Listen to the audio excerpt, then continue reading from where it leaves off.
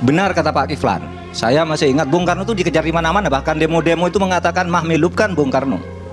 Gitu. Artinya pada mulanya Pak Harto itu adalah orang yang memang dianggap penyelamat terhadap bangsa ini.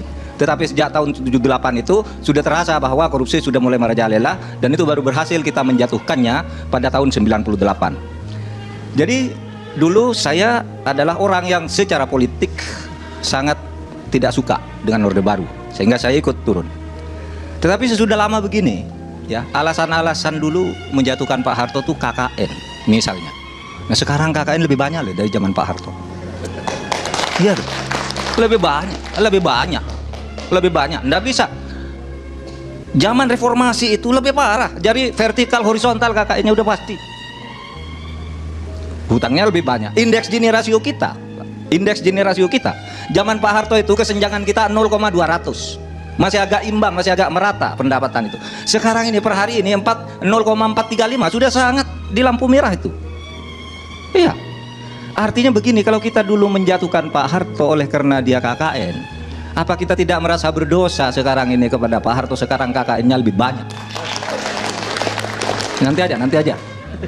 Silakan. Dulu yang korupsi Golkar aja.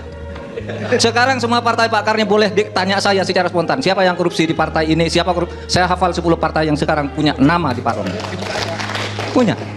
Nah oleh sebab itu, maka saya berpikir, oke, secara politik bisa diperdebatkan, tapi secara hukum, berdasarkan Undang-Undang nomor 20 tahun 2009, Pak Harto itu memenuhi segala syarat untuk mendapat pahlawan nasional. Ada 13 syarat di situ untuk menjadi pahlawan nasional. Memenuhi syarat Pak Harto. Kalau mau bicara kesalahan presiden, semua presiden punya salah.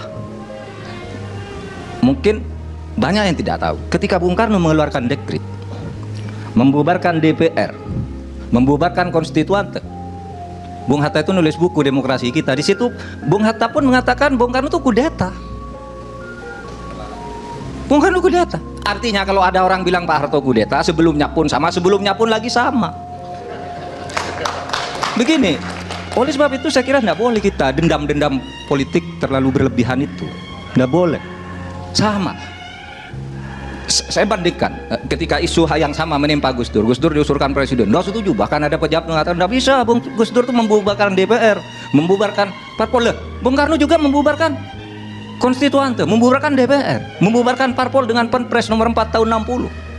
Yang ketika dilawan gitu, dikatakan, loh, lalu diminta fatwa ke Ketua Mahkamah Agung. Benar enggak Perpres saya? Ketua Mahkamah Agungnya takut. Benar, bubar dia masuk.